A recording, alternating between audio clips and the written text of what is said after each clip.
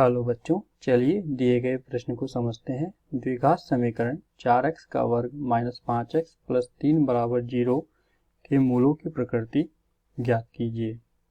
सबसे पहले हम द्विघात समीकरण की बात करते हैं। मुख्य अवधारणा होगी हमारी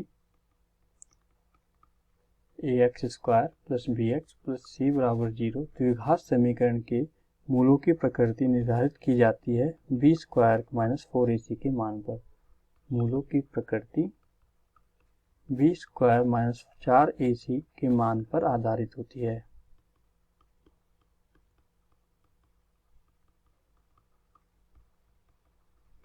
यदि b स्क्वायर माइनस 4ac का मान 0 के बराबर आए तो समीकरण के मूल वास्तविक एवं बराबर होते हैं।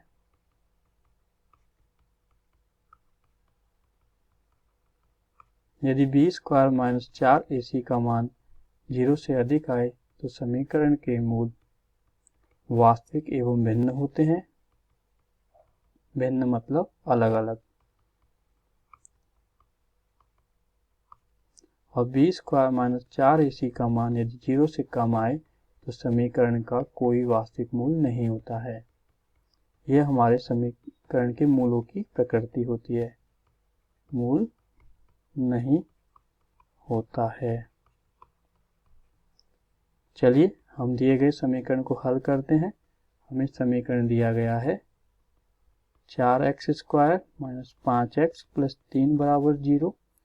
इसको समीकरण 1 नाम देते हैं। समीकरण 1 की ax square plus bx plus c बराबर 0 से तुलना करने पर हमें abc का मान प्राप्त होगा।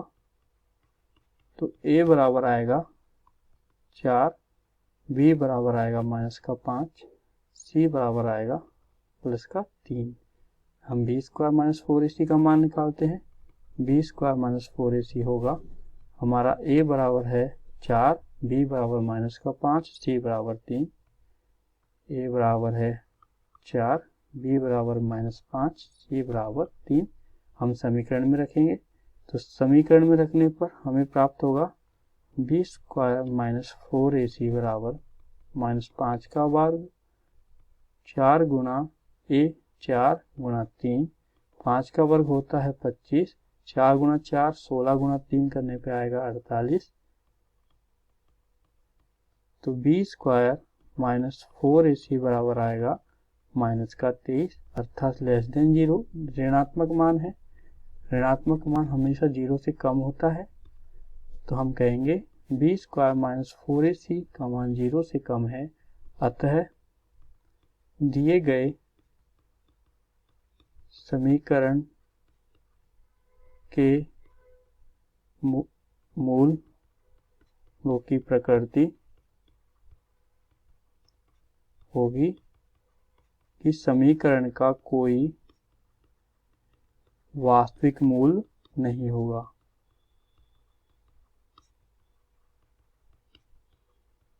हमें यही ज्ञात करना था। तो आपने देखा किस प्रकार मुख्य अवधारणा की सहायता से हमने दिए गए समीकरण को हल किया एवं मूलों की प्रकृति ज्ञात की। यही हमारा उत्तर होगा। आशा करता हूँ आपको यह समझ आया होगा। धन्यवाद।